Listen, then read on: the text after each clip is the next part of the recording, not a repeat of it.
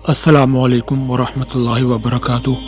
اس تحریر میں محبت کے حوالے سے یعنی کسی بھی شخص کے دل میں بے پناہ محبت پیدا کرنے کے لیے بہت ہی خاص اور مجرب وظیفہ پیش کر رہے ہیں۔ یہ خاص وظیفہ آپ نے زندگی میں صرف ایک بار ہی کرنا ہے، بعد میں آپ کو کرنے کی نوبت نہیں آئے گی۔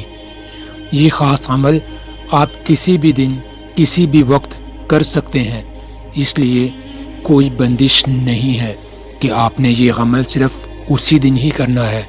یہ وظیفہ کسی بھی شخص کے دل میں اپنے لیے محبت پیدا کرنے کے لیے کیا جا سکتا ہے۔ یہ بہت ہی کامیاب عمل ہے۔ اس عمل کو جس بھی ہماری بہن نے اور بھائی نے کیا ہے، انہوں نے 100% کامیابی حاصل کی ہے۔ یاد رہے کہ یہ عمل آپ نے صرف اس شخص کے لیے کرنا ہے جس شخص سے شادی کرنا آپ کے لیے مطلوب ہو، یعنی آپ اس شخص سے شادی کرنا چاہتے ہوں۔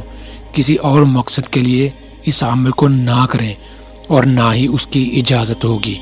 وظیفے کی برکت سے کسی بھی شخص کے دل میں اپنے لیے بے پناہ محبت پیدا کی جا سکتی ہے۔ اس شخص آپ کے پیار میں اندھا ہو جائے گا، آپ کے سوا اس شخص کو کچھ بھی نظر نہیں آئے گا۔ سارا دن وہ شخص آپ کی تلاش میں سرگرداں رہے گا۔ عمل کرنے کا طریقہ یہ ہے، کسی بھی نماز کے بعد یہ عمل کر سکتے ہیں۔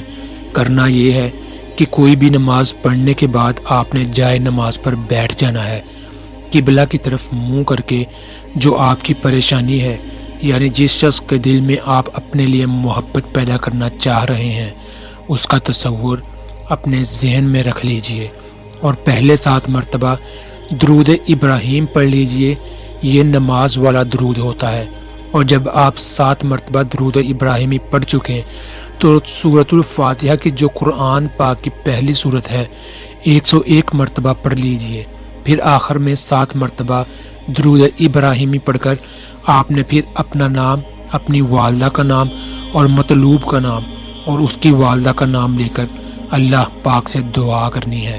اے اللہ کریم، اپنے محبوب کے صدقے سے مجھے میرا مطلوب عطا فرما دے، اور 3 مرتبہ اس دعا کو دہرانا ہے۔ ناموں کے ساتھ جب پہلی دفعہ مانگیں گے تو نام لیں، پھر اسی طرح 3 دفعہ دعا کرنی ہے، اور ہر دفعہ اپنا نام اور اپنی والدہ کا نام اور مطلوب کا نام اور اس کی والدہ کا نام لے کر آپ نے دعا کرنی ہے۔